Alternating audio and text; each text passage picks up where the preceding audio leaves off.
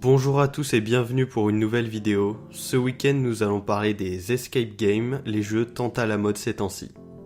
Si vous savez pas ce que c'est pas grave. Je vais commencer tout de suite la vidéo avec la première info. Qu'est-ce qu'un escape game ?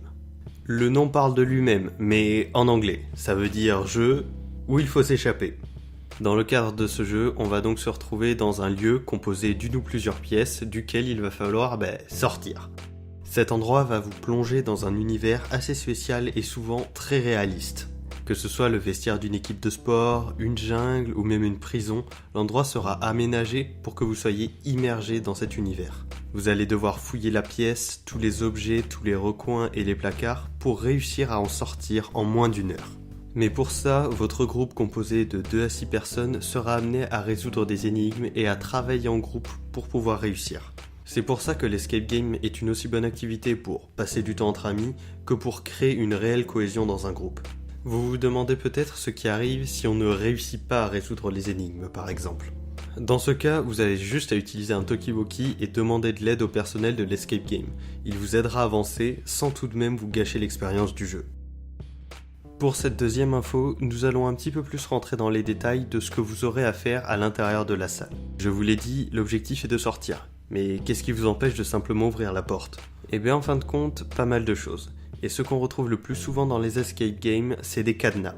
Il y en a parfois plus d'une dizaine, que ce soit simplement à clé ou alors à code ou à direction. La combinaison pour les ouvrir peut être une date de naissance trouvée dans un document ou alors un mot en morse à déchiffrer et à décrypter pour les cadenas à lettres. L'objectif sera souvent de recouper les informations pour terminer le scénario et réussir à sortir de la pièce. Parfois il faudra résoudre un meurtre, d'autres fois il faudra s'échapper d'une prison, et j'en passe. Mais vous imaginez bien qu'il y a plus que les cadenas pour créer une telle aventure et une telle immersion. Il faudra parfois trouver un message visible seulement sous une lampe UV, et d'autres fois résoudre un casse-tête ou un puzzle.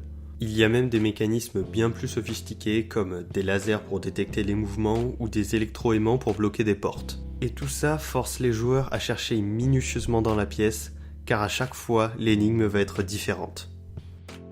Maintenant que vous savez à peu près comment vous en sortir, la troisième info va vous permettre de répondre à la question « Comment aller jouer ?» Il y a des escape games en plus ou moins grand nombre dans la plupart des grandes villes. Il y en a même quelques-uns qui se démarquent avec des thèmes plutôt extravagants. Il y a par exemple une salle à Paris qui s'appelle Very Bad Night, vraisemblablement inspirée du film Very Bad Trip. Dans celle-ci, vous arriverez dans un appartement complètement ravagé par une soirée et malheureusement, vous ne souvenez de rien.